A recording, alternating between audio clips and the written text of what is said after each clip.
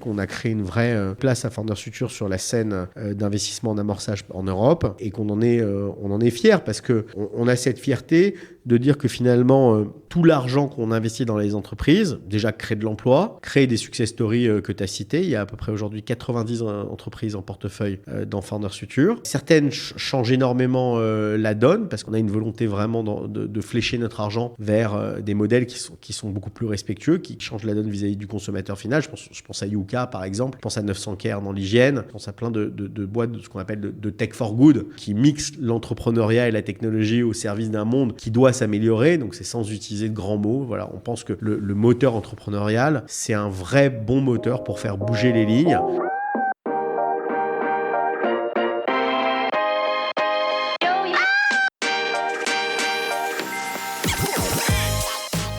Bonjour et bienvenue parmi les Digital Doers, votre podcast source d'inspiration pour les acteurs de l'innovation. Ce programme est coproduit avec Comexposium pour l'événement incontournable qu'est le One-to-One Retail e-commerce de Monaco.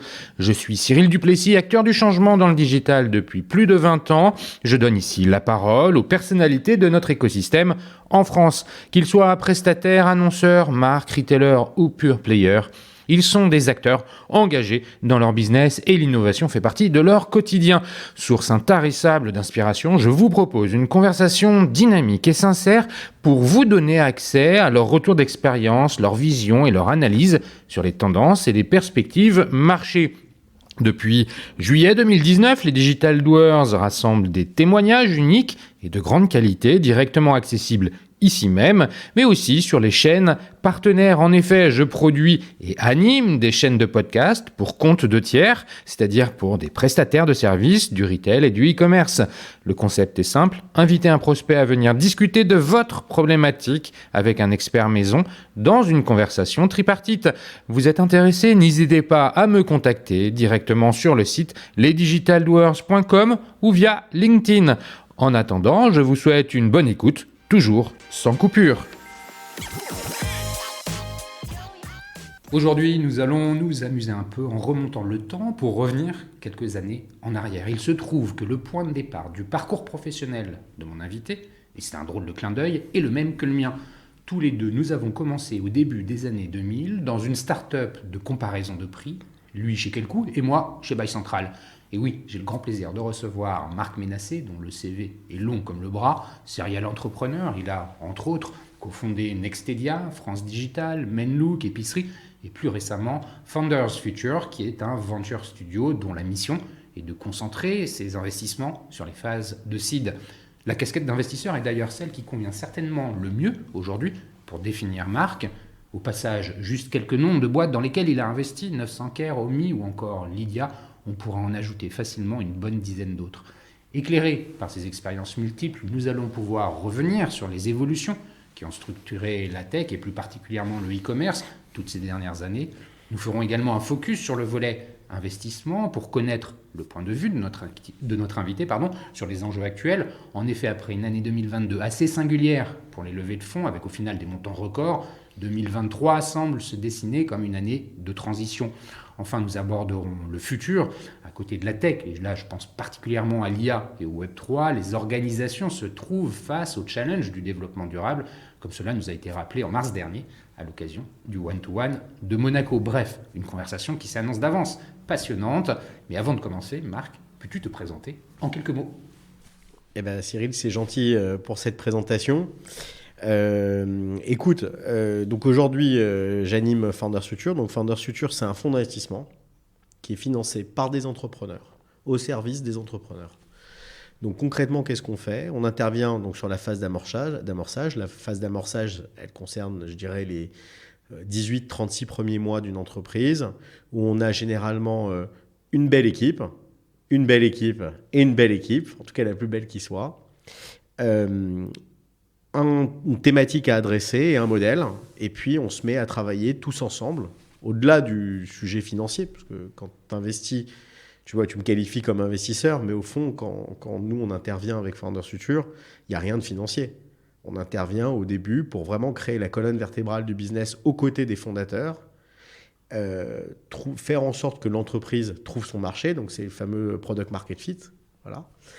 qu'on les accompagne derrière sur toute la partie business développement. Donc, vraiment qu'on met du fuel dans la machine, que ce soit sur la partie B2C à travers du marketing online, du growth marketing, ou à travers du B2B sur toute la structuration du BizDev. Et enfin, tout le talent pour faire tout ça, parce que c'est quand même la clé du succès. Donc, on est une équipe d'un peu plus d'une dizaine de personnes ici chez Founders Future. On voit des milliers de projets par an, partout en Europe, qui viennent nous pitcher. On fait quelques centaines de rendez-vous, tu vois, de l'ordre de 6 à 800. Ensuite, on fait une due diligence et on investit des tickets en pré-amorçage. Donc, c'est-à-dire lorsqu'il y a pré-seed, quand il y a un PowerPoint, de l'ordre de quelques centaines de cas euros jusqu'à 1 million, un peu plus d'1 million et plus quand l'entreprise se développe. C'est un job qui est très difficile parce qu'en fait, en particulier en amorçage, si tu veux, c'est pas comme quand la boîte est mature. Quand la boîte est mature, tu peux te reposer sur des critères qui sont des critères tangibles quand tu fais de l'investissement, c'est-à-dire en gros un bilan, un compte de résultat, une satisfaction client, bref, je passe différents critères.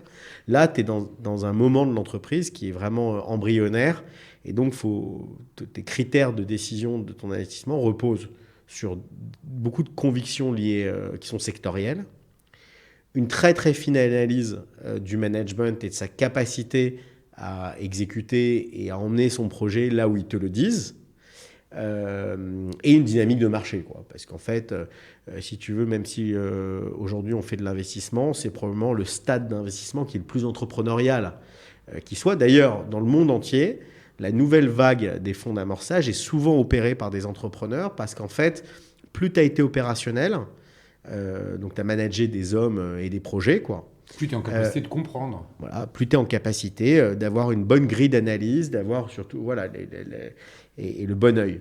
Ça, c'est ce que tu fais aujourd'hui. On va d'ailleurs revenir dessus un peu plus en détail plus tard. Mais avant d'arriver aujourd'hui, tu as un parcours qui légitime ça. Le Founders Future, ça a quoi 4 ans. 4 ans. Voilà, en 2018. Alors, c'est vrai que jamais j'aurais pu créer Founders Future, créer un véhicule d'investissement, même avoir de la légitimité auprès des entrepreneurs, transmettre à mon équipe si je l'avais fait avant.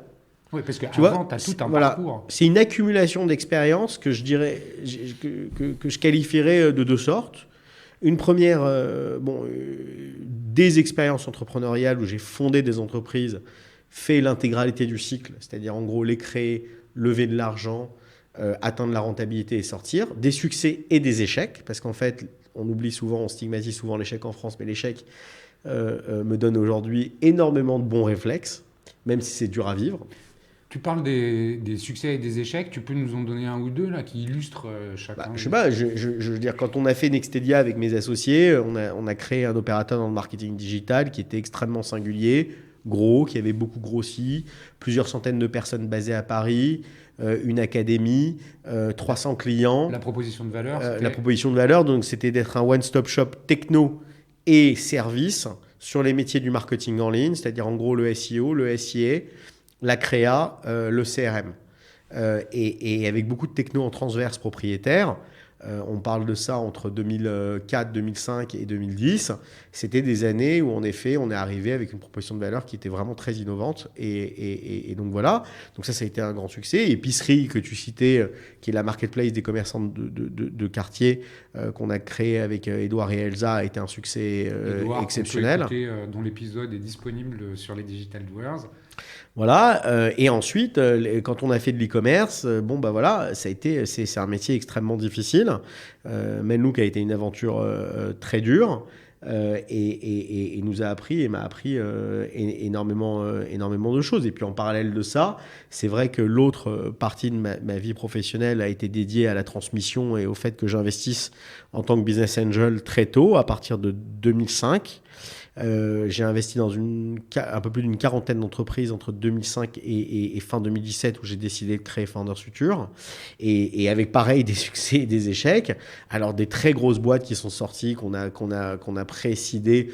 Je Je pense notamment à Tids, qui a été un succès extraordinaire dans les vidéos, hein, voilà, dans la publicité digitale. Mais je pense dans l'e-commerce, au petitballon.com, qu'on a créé de toutes pièces avec Martin et l'équipe. Le Petit Ballon, qui est l'épisode juste avant le tien. Ah bah voilà. Donc, qui a été publié la semaine dernière. Et ben voilà, donc tu vois, la vie est bien faite. Et donc voilà, et je dirais que l'ensemble de ces expériences m'a amené à un moment donné à réfléchir, à apporter une nouvelle proposition de valeur dans l'investissement, dans un segment où les financiers de carrière ne peuvent pas bien évoluer parce qu'en fait, ils sont par définition financiers et pas opérateurs. Et comme on le disait précédemment, l'amorçage, c'est tout opérationnel.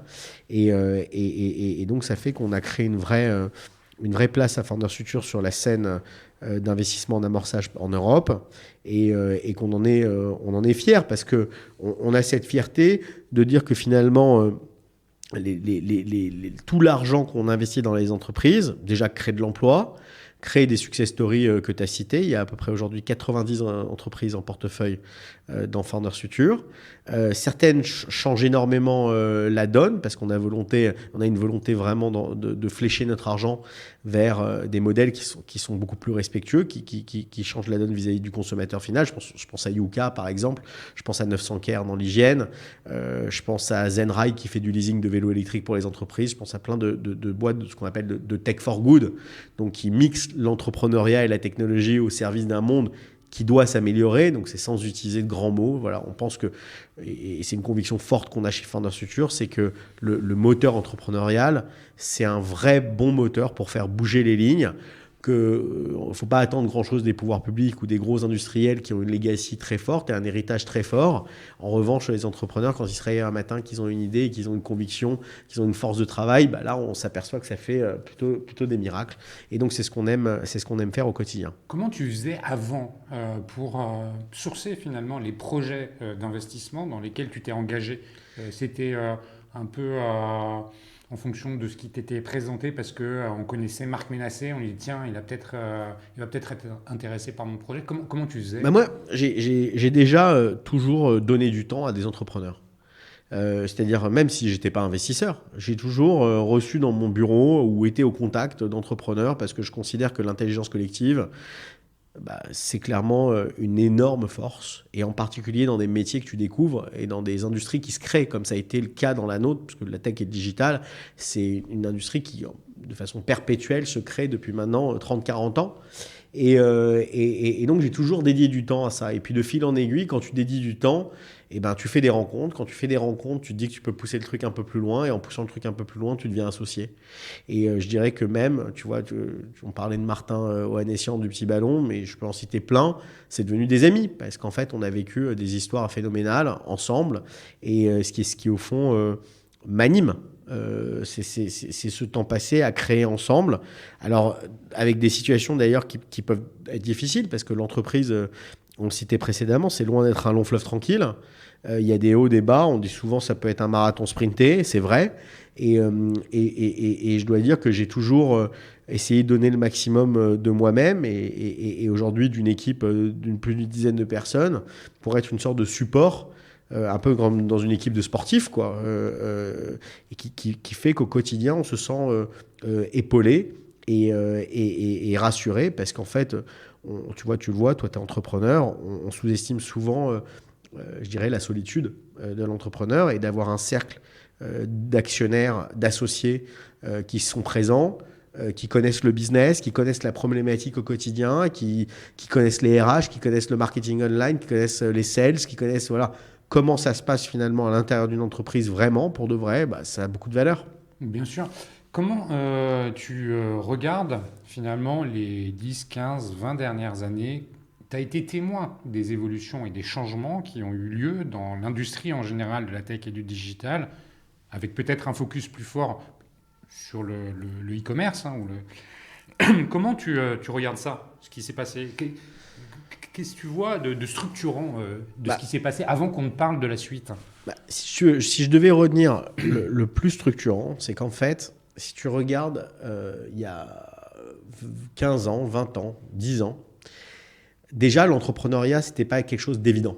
C'est-à-dire que sorti d'école ou après avoir fait une carrière, 3, 6 ans, 9 ans dans une boîte, c'était pas quelque chose qui était, particulièrement en France, si tu veux, qui était d'une évidence, une grande évidence.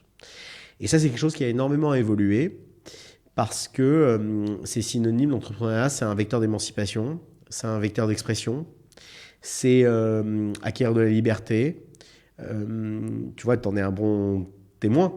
Tu vois, c'est aller un peu au bout de ses rêves.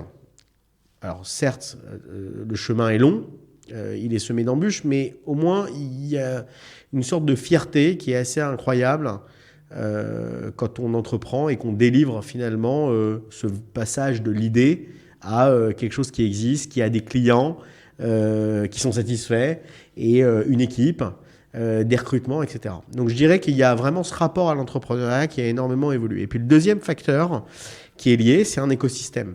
Et c'est un écosystème de savoir-faire. Aujourd'hui, tu vois, c'est assez marrant, mais pourquoi l'entrepreneuriat a autant le vent en poupe, tu vois, à la sortie d'école, ce qui n'était pas du tout le cas à notre époque. Voilà. C'est qu'en fait, il y a accès à un savoir qui est majoritairement online, hein, qui est dingue. Qui est dingue. Tu as accès aux gens, tu as LinkedIn, tu as accès à du savoir parce que les gens font des podcasts comme les tiens. C'est pour ça que je passe du temps avec toi parce que je considère que c'est un super vecteur et un super moyen de transmettre. Des chaînes YouTube, des tutos. Donc en fait, tu as le manuel finalement pour à peu près tout et te lancer. Tu veux, voilà. Et le deuxième point, donc ça c'est le savoir. Et le deuxième point, c'est les technos. C'est qu'en fait, tu vois, tu parles souvent, enfin tu parles d'e-commerce. Dans les années 2000, tu lançais un e-commerce qui était généralement développé en propriétaire, en PHP, il n'y avait pas trop de framework. Voilà. Et puis un jour, il y a eu WordPress, et puis il a créé des extensions, et puis il y a eu PrestaShop, et puis il y a eu des anglo-saxons, il y a eu l'arrivée de Shopify, je dis souvent, et puis c'est une révolution parce qu'aujourd'hui, tu peux ouvrir un e-commerce en no-code. En no-code, en quelques minutes. N'importe quelle personne peut lancer un e-commerce. Et puis, une fois que tu avais un e-commerce, le problème, c'était d'avoir du trafic. Donc, c'était compliqué d'aller dans AdWords, machin et tout. Donc, voilà. Et aujourd'hui, tu ouvres un compte sur Instagram, tu commences à faire des belles photos de ton produit, tu commences à véhiculer quelque chose et tu commences à le vendre. Et en fait, je schématise là pour aller vite, mais c'est le cas dans beaucoup d'industries. Ouais, le corollaire de tout ça, c'est que la compétition est beaucoup plus forte. Exactement. Alors donc, on en vient à un point qui est important, c'est que la sélectivité, du coup, est extrêmement forte, d'où l'intérêt de se lancer de façon réfléchie, avec une proposition de valeur qui soit singulière, et pas seulement se dire qu'on fait un coup. Mais je dois dire que l'opportunité business, en même temps, n'a jamais été aussi grosse, quoi. Et je suis d'accord avec toi, je voudrais t'interroger sur un point, puisque j'en ai entendu quelques-uns qui sont passés ici. Donc, si tu citais le petit ballon, donc j'ai interviewé leur nouveau CEO, Gilles Raison, la semaine dernière. Oui, je crois qu'un des succès du petit ballon, il y a différents critères, mais un des critères, c'est la création de la marque. Il y a un travail fort qui a été produit sur la marque. Alors, il y a le business model de l'abonnement qui est singulier, ça c'est la singularité de la façon avec laquelle on adresse le marché, mais avec un travail très fort qui a été fait sur la marque. Je citais aussi Bonsoir, qui est Nicolas, qui est passé aussi dans ce podcast, qui vend du linge pour la literie. Du linge de maison. Du linge de maison, qui a fait un énorme travail sur la marque. J'ai aussi eu Bibs il n'y a pas longtemps sur la seconde main enfant. Sur la seconde main enfant en C2C, donc qui est un peu le Vinted du produit pour enfants, qui adresse une verticale et qui ne peut marcher que parce qu'il y a un travail très fort qui a été fait sur la marque. Eh ben, c'est un très bon point parce que, tu vois, Bonsoir, je me suis associé, j'ai eu la chance de rencontrer Nicolas au tout début, il avait quelques mois d'existence et donc on est associés maintenant depuis plus de 4 ans ensemble. C'est une success story extraordinaire. Tu parlais du petit ballon, c'est le cas, mais en e-commerce, on pourrait parler de 900 Care que tu citais sur l'hygiène, de Waterdrop en Autriche qui est sur un produit qui permet de donner du goût et des nutriments à l'eau et de faire soi-même sa boisson. Et le dénominateur commun de tout ce monde-là, c'est qu'en fait, ils ont une vision de l'entrepreneuriat et de l'entreprise qui est extrêmement complète et très long terme. C'est-à-dire qu'ils considèrent que, en fait, on n'est pas là pour vendre un produit, on est là pour créer de la désirabilité, créer du repeat business et créer un véritable fonds de commerce. Et un véritable fonds de commerce, tu le crées parce que ta marque, elle véhicule des valeurs dans lesquelles les gens se reconnaissent. Alors, c'est pas forcément, ça parle pas forcément à tout le monde, c'est pas le but. Mais le but, c'est d'avoir une audience, si tu veux, et d'une clientèle qui soit engagée, qui fasse du repeat, qui soit satisfaite, qui en parle. Et c'est comme ça, au fond, que tu crées les plus beaux actifs. Tu regardes, on a la chance d'avoir créé l'une des plus belles marques direct-to-consumer mondiales, qui est Cézanne. Je crois aujourd'hui, Cézanne, ils ont coché absolument toutes les cases d'une entreprise exceptionnelle, rentable depuis le début, un ADN de marque extrêmement singulier, énormément copié. Et je pense qu'en effet, ça fait partie de la recette pour créer des belles histoires. À côté de ça, c'est ce qui est compliqué dans l'e-commerce, si tu veux, c'est que des compartiments du jeu, il y en a beaucoup dans l'e-commerce. C'est pour ça que c'est un métier extrêmement difficile. C'est que dans l'e-commerce, je dirais l'expérience client, le niveau est juste mis, le standard est mis par Amazon, donc avec une efficacité redoutable. C'est ce que les gens attendent. Que tu sois petit, gros, moyen, c'est ce que les gens attendent. Donc ça veut dire qu'il faut avoir un bon service client, une bonne capacité de shipping et de préparation commande, des méthodes d'acquisition c'est l'exécution client. des opérations, en fait. Voilà. Et avec un nombre de compartiments du jeu important, et en particulier quand tu fais du direct-to-consumer, où tu dois créer ton produit, le sourcer, etc. Donc c'est pour ça d'ailleurs qu'il y a beaucoup d'entreprises, mais peu d'élus.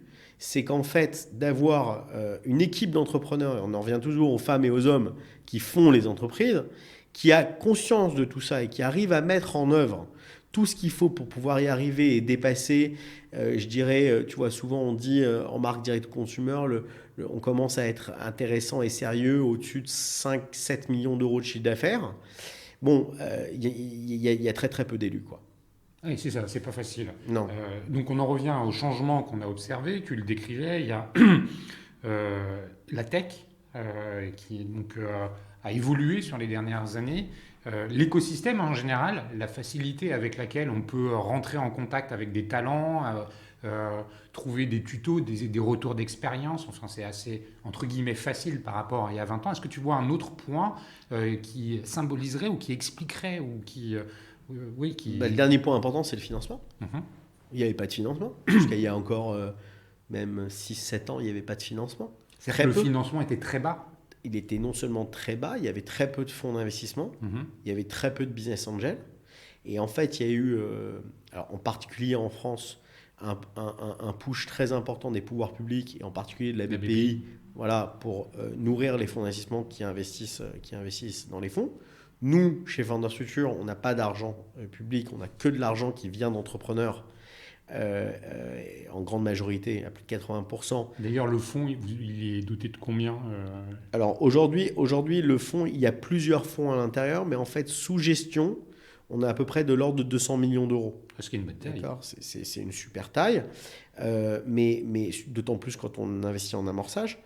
Mais oui, tu vois, des fonds comme nous, ça n'existait pas il y a encore 10 ans. Il y avait des fonds de série A, il y avait des grandes marques du marché qui étaient là, mais qui faisaient 5, 7, 8 deals par an. Enfin, ça courait pas les rues. Des business angels, franchement, quand moi j'ai commencé, on se comptait sur 2 mains. D'ailleurs, on faisait beaucoup les dossiers ensemble.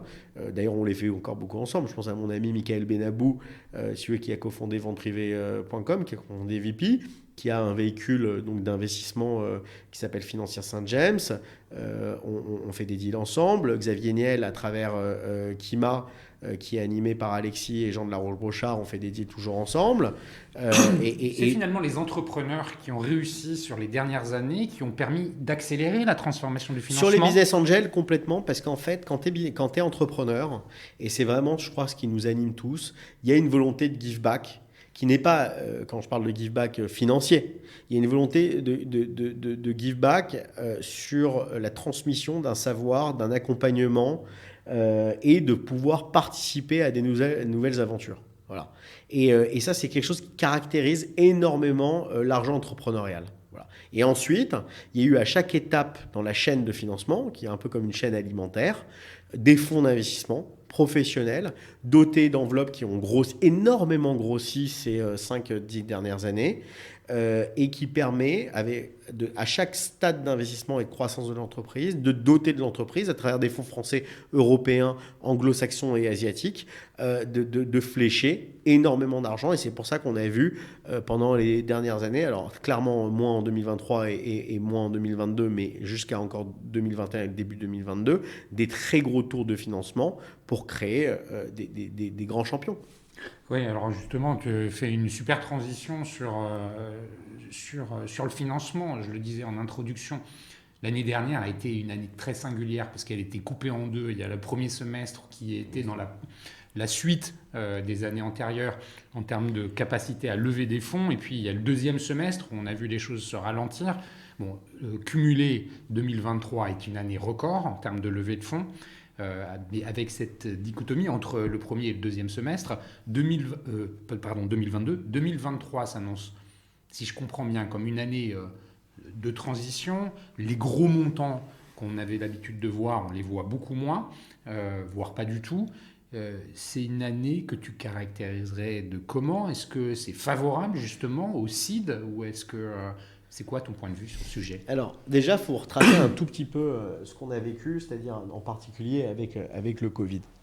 En fait, on a vécu une accélération de la digitalisation des entreprises et des comportements du consommateur inégalés. C'est-à-dire que, je te prends un exemple, mais l'alimentaire, la pénétration e-commerce de l'alimentaire, elle a fait x3 post-Covid, x3 par rapport à 2019.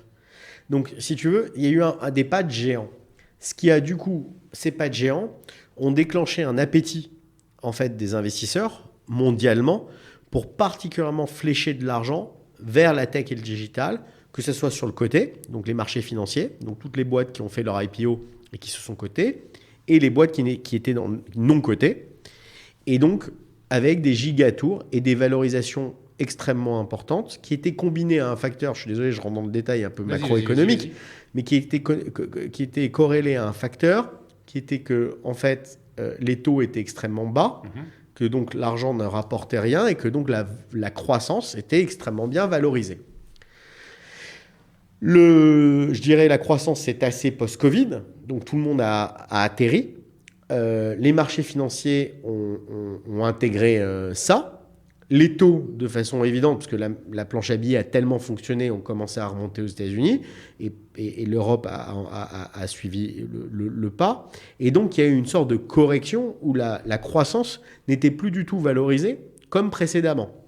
Et en plus, les niveaux de croissance ont ralenti, puisque mécaniquement, tout le monde était tellement gavé au sens propre et figuré, si tu veux, en digital et en tech. Tout le monde avait pris son abonnement Zoom, tout le monde avait commandé online, si tu veux, sur Uber Eats, Instacart ou épicerie. Et donc, forcément, les choses sont revenues ont commencé à se tasser de manière assez violente à partir de l'automne 2021 et en particulier donc sur les marchés. Et ça s'est descendu des marchés vers le non-coté avec chaque stade d'investissement. Et donc, ça a affecté toute une industrie, l'industrie des boîtes de la tech, dont un grand nombre ne sont pas rentables et dont la croissance repose sur le fait de mobiliser de l'argent de façon régulière à travers des grosses levées de fonds qu'on voyait dans les médias pour pouvoir investir dans leur croissance. Et puis, ce réveil, c'est un vrai wake-up call, il a fait que des entreprises se sont trouvées dans une posture qui était une posture difficile.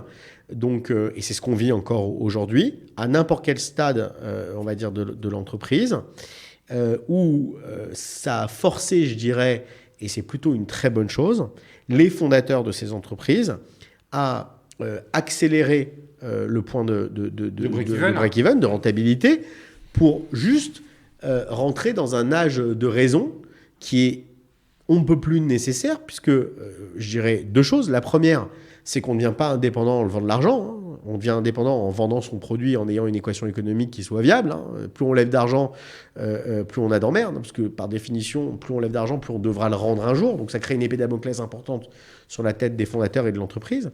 Et puis le deuxième point, c'est que le premier vecteur de croissance, c'est l'augmentation de son chiffre d'affaires, de sa marge brute et des différentes économies d'un business, quoi. Et donc, ça a créé un électrochoc sur le marché qui est très bénéfique et donc aussi en ce moment une sorte de sélection importante entre les business qui sont des must-have et qui ont une vraie proposition de valeur et qui ont une vraie croissance et une équation économique saine, et des business qui ont levé dans la période d'euphorie. Ouais, là je vois très bien à qui tu penses parce que je les ai eus aussi. On peut penser à Gorillaz avec le quick commerce, des gens comme ça qui ont levé des milliards et on voit aujourd'hui que Totalement. ça ne fonctionne pas. A contrario, d'autres boîtes, et je pense par exemple à Back Market, Oui. qui a levé de l'argent pour repousser en fait sa rentabilité dans la mesure où il voulait ouvrir de nouveaux pays, donc aller chercher des parts de marché. Finalement, ça va les contraindre à ralentir leur développement, mais il y a un business qui est beaucoup plus sain derrière. Mais c'est totalement le cas. Ça reste une entreprise, tu cites Back Market, tu cites Doctolib, tu cites plusieurs Miracle, tu cites des grandes entreprises de la tech françaises qui sont des fleurons clairement industriels. C'est des entreprises, ok, elles avaient, on va dire, elles étaient en 5e, et puis elles sont repassées en 3e, un régime qui est un régime plus Tenable. ouais, tenable, exactement, c'est le terme, qui clairement a pas de quoi faire rougir. Je veux dire, c'est formidable de croître de 40, 50%, 60% en améliorant l'intégralité de son équation. C'est top. En ayant lancé les États-Unis, en faisant de la croissance externe.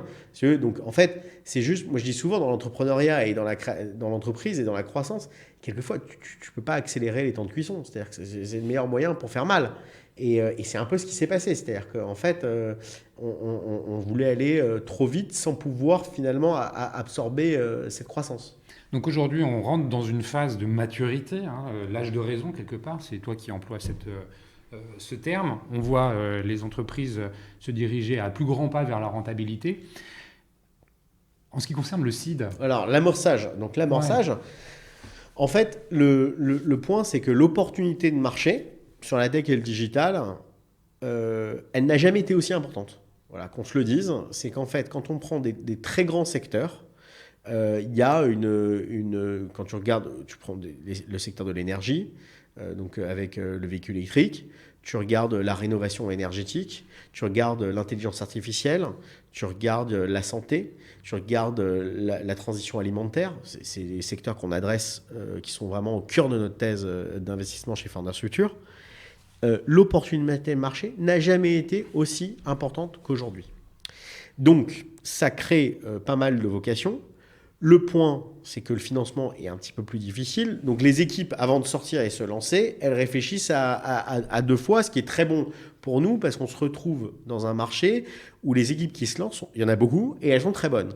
Et d'ailleurs, guess what, quand tu regardes les plus belles boîtes de la tech, elles se sont souvent créées dans les périodes difficiles, exactement. Donc, en l'occurrence de 2003, 2004, 2005 ou 2008, 2009. Et donc, c'est ce qui est en train de se passer. On assiste vraiment à une nouvelle génération d'entreprises et d'entrepreneurs qui adressent des thématiques, d'ailleurs, plutôt assez deep tech, donc avec un renouveau, si tu veux, d'innovation qui est fort, donc sur le Web 3, donc, et tout ce qui tourne autour de la blockchain, de la décentralisation, voilà, tout ce qui est autour de la green tech.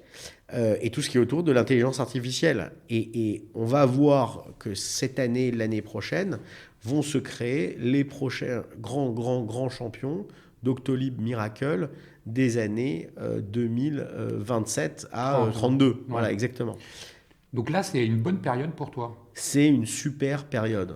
C'est pas un élan d'optimisme, on le voit tous les jours.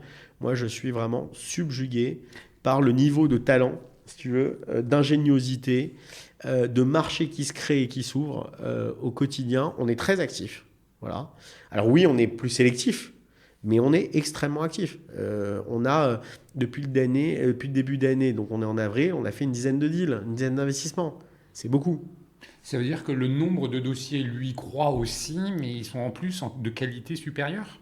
Exactement. Exactement. Alors, le nombre de dossiers croît pas forcément, parce qu'en fait, il y a eu énormément de création d'entreprises ces 2-3 dernières années. Parce qu'en plus, ce dont on n'a pas parlé, mais je serais ravi de dire un Vas-y. mot dessus, c'est que avec le télétravail, les gens ont réussi à combiner pro et perso, et donc à se dire, bah, je vais me barrer et je vais créer une boîte. Et donc tout ça, ça a quand même créé un volume d'entreprises créées fort, important. Là, ce qui se passe, c'est qu'il y en a moins, mais beaucoup mieux. Ok, bon, tant mieux si la qualité Voilà. est au Less is rendez-vous. more. Laisse-moi. Tu as commencé à parler des secteurs dans lesquels vous investissez. Euh, j'ai commencé à l'évoquer tout à l'heure, et tu l'as à nouveau évoqué, IA, Web3, Green Tech, transformation green, ou Green Revolution, enfin, Mhm. on parle de la même chose. On le dit, on l'a entendu à Monaco, c'est la priorité numéro un du sondage qui nous avait été présenté des retailers, c'est justement les aspects de durabilité.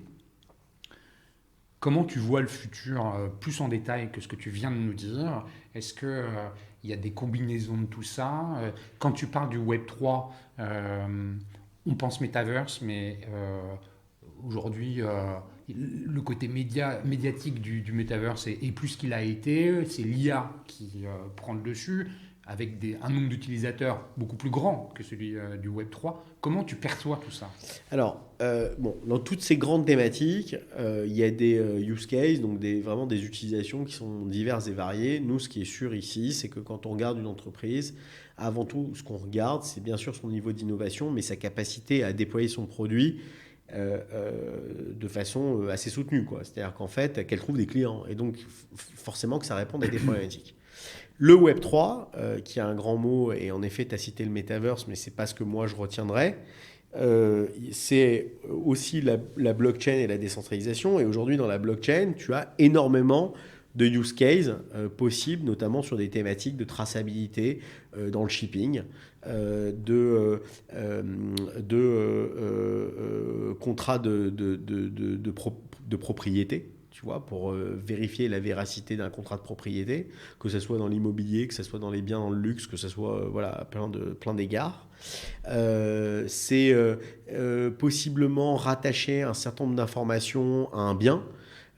Tu vois, l'autre jour, j'étais avec un entrepreneur qui expliquait qu'il allait, pour les facility managers, donc les gens qui gèrent des immeubles pour les grandes entreprises, attacher l'intégralité des contrats de maintenance dans la blockchain à un immeuble. Donc ça veut dire qu'en fait, un peu comme un coffre-fort, pour schématiser pour nos auditeurs, tu pourrais avoir dans la blockchain inscrit l'ensemble des contrats avec les notices de l'immeuble sur chacune des machines, etc. Alors qu'aujourd'hui, c'est des choses qui sont digitalisées, mais limite, c'est un PDF qui est digitalisé, alors que là, ça va beaucoup plus loin, quoi.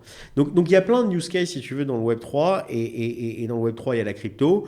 La crypto, il y a eu des hauts, des bas, mais ce qui est sûr, c'est qu'il y a une population mondialement qui est adepte de ça, qui est en défiance des institutions financières et qui juge qu'il y a un monde demain dans lequel on ne fait plus confiance à sa monnaie et on veut une monnaie qui soit décentralisée, qui appartienne du coup à personne et dont le crowd, donc les gens qui la détiennent, sont les régulateurs finalement. Alors tout ça doit composer avec le monde réel. Parce que c'est des vrais enjeux financiers. Donc typiquement dans le Web3, tu as beaucoup d'entreprises qui sont en train de faire le pont, la passerelle entre la crypto, qui est un monde décentralisé, et la vraie vie. Donc voilà, ça passe par des PSP crypto, donc ils vont pouvoir sur les sites e-commerce faire en sorte qu'on accepte de la crypto.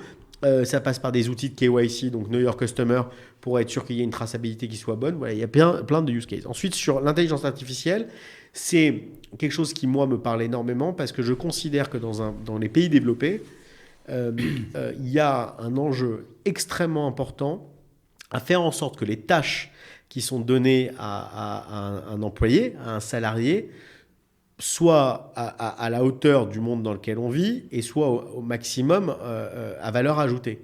Et donc l'intelligence artificielle peut par définition faire en sorte que la valeur ajoutée augmente dans le quotidien, si tu veux, des salariés, pour que les tâches qui soient les tâches les plus rébarbatives soient faites par, pour le coup, une machine. On pense bien sûr au col bleu et à la logistique. et à l'automatisation de la logistique, mais on pense aussi au passage en caisse, on pense à toutes sortes L'IA dans le passage en caisse, explique-moi. L'IA dans le passage en caisse, c'est l'IA et l'automatisation. C'est-à-dire qu'en fait, typiquement dans le passage en caisse, aujourd'hui, une caissière, c'est pas le job le plus valorisant qui soit. Et il y a un nombre de boîtes hallucinantes qui se créent pour faire en sorte, avec la dynamique d'Amazon et d'Amazon Go aux États-Unis, on permette d'anticiper les flux dans un passage en caisse, on permette d'avoir un NFC qui permet de juste passer son panier et d'un coup avoir la note qui sort, l'addition qui sort. Enfin, je veux dire, il y a plein de use cases. Ça peut être à travers les vidéos de caméra surveillance qu'on n'utilise pas seulement sur la détection de vol, mais qu'on utilise aussi pour savoir quelles sont les ruptures de stock dans les rayons en un clin d'œil versus quelqu'un qui passe faire des comptages. Voilà, donc des use cases, si tu veux, en retail physique. Je te pose la question parce que c'est toujours bien d'illustrer. Ouais, bien sûr. Des use cases en retail physique, si tu veux, il y en a vraiment importants. Tu vois, on a une boîte en portefeuille qui s'appelle Vision avec 2 E, qui est un outil d'intelligence artificielle qui se met sur les caméras de vidéosurveillance pour identifier les vols en magasin. Autant te dire, la résultante de ça, c'est que les magasins prennent moins de vigiles et surtout que le vigile est dans un confort qui est beaucoup plus important puisqu'il a un outil d'aide à la prise de décision qui lui permet, avec une intelligence artificielle, de détecter un vol et de pouvoir intervenir d'une part beaucoup plus vite et de surtout le voir.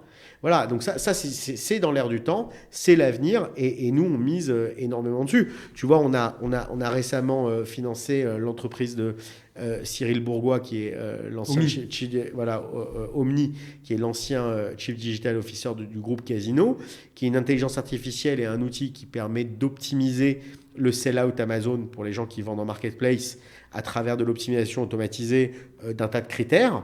Bon, c'est génial, c'est mieux que d'être derrière une console, si tu veux, toute la journée et de le faire à la mano. Donc si tu veux, des use cases d'intelligence artificielle, sans que ce soit le mot magique, on en voit plein appliqués. Et ça, jusqu'à des choses qui sont extrêmement lourdes, puisqu'on a une boîte aux États-Unis qui s'appelle Ezra, qui fait de la détection de lésions cancéreuses à travers l'imagerie médicale, à travers l'IRM, qui a donc, à travers son intelligence artificielle, fait en sorte de screener 13 organes chez une personne et qu'elle puisse faire un check-up en 20 minutes. Donc, et là, pour le coup, on peut changer ta vie parce qu'on peut, par définition, anticiper un certain nombre de choses. Donc, ça, on est voilà, très bullish sur la thématique. Et ensuite, la dernière, c'est la décarbonisation et la green tech, où c'est quelque chose en transverse, au-delà d'un certain nombre de transitions dont je parlais, qui sont un truc tout bête. Je veux dire, aujourd'hui, on a le véhicule électrique qui est en train de pénétrer de manière exponentielle avec une infrastructure de recharge qui n'est pas du tout au niveau. Donc, on avait des millions d'usagers qui allaient à la pompe à essence qui vont devoir s'équiper chez eux et au bureau. Donc, ça crée une opportunité de marché sur l'installation des bornes où des sociétés qui installent les bornes ou qui fournissent des bornes sont en train de mobiliser des fonds incommensurables parce que juste il y en a besoin. Ça crée des besoins en termes de maintenance. Ça crée peut-être des besoins en termes d'intelligence artificielle pour de la maintenance prédictive. Donc ça crée une chaîne, si tu veux, de business potentiel qui est juste dingue. Et aller dans un monde respectueux, il y a des choses à faire à tous les étages. Il y a des choses à faire, tu vois, pour les amis commerçants qui nous écoutent.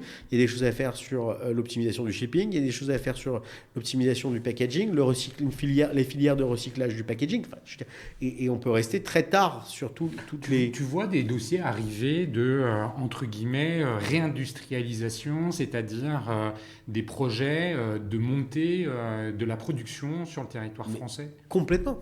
On a récemment financé Underdog qui crée une filière de recyclage sur les produits ménagers, sur les produits électroménagers, donc machines à laver, frigidaires, etc. Société basée à Nantes. C'est vraiment un projet industriel, d'industrie 2.0 qui est complètement dans l'air du temps, qui lutte contre l'obsolescence programmée et qui répond à un besoin du consommateur qui est de dire que le consommateur aujourd'hui, il y a une grande quote-part qui se dit que finalement, quand on achète, il faut acheter mieux pour que ça dure plus longtemps et éventuellement réparer plutôt que racheter. D'ailleurs, ce serait un bon point pour finir notre conversation, le consommateur. Comment toi, au travers des expériences qui sont les tiennes, que ce soit entrepreneuriales ou d'investisseurs, tu vois ces évolutions se faire?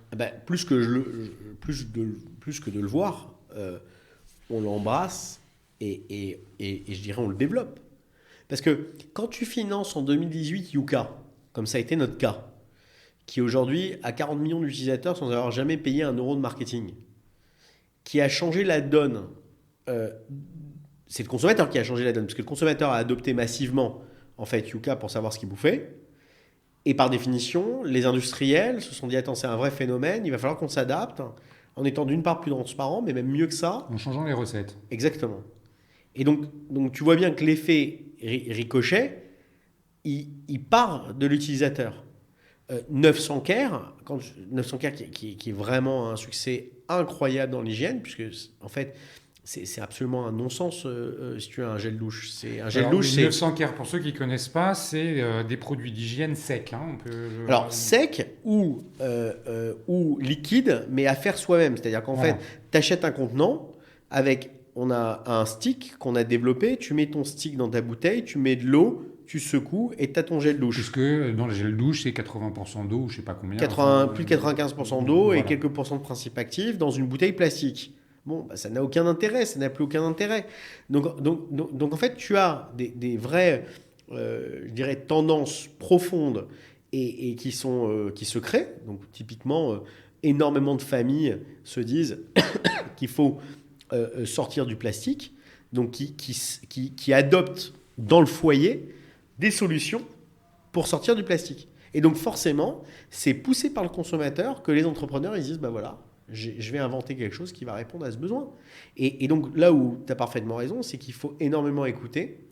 Nous, on pousse énormément d'ailleurs à faire beaucoup d'interviews consommateurs tout le temps et régulièrement, parce que tu te rends compte que les grandes innovations, et d'ailleurs tu te rends compte que les entreprises en consumer qui marchent le mieux sont les entreprises qui composent finalement leur développement, qui font leur développement produit en composant avec leurs clients. Tu citais Bonsoir, tu citais 900 Care, on citait Waterdrop, on citait tous ces succès direct to consumer. C'est des entrepreneurs et des entrepreneuses qui dans 100% des cas ont une vraie machine de guerre sur le fait de composer avec leur cœur de clientèle. Eh ben, écoute, merci 1000 fois Marc pour ces analyses, ce partage et retour d'expérience. J'ai été ravi de t'avoir. On s'est un peu couru après pour enregistrer cette interview. Elle a pu se faire, je suis vraiment ravi. Merci pour tout. Merci à Comexposium, au One-to-One Retail e-commerce de Monaco pour le support apporté à cet épisode et au podcast en général. Merci à vous tous les auditeurs pour votre fidélité et les messages de soutien que vous pouvez m'envoyer. Marc, si on veut te contacter, LinkedIn, c'est bon. Avec plaisir et merci avec LinkedIn bien sûr et comme toujours et merci de l'invitation parce qu'on a passé un bon moment. Écoute, merci encore à toi et puis je te dis à très bientôt. À bientôt.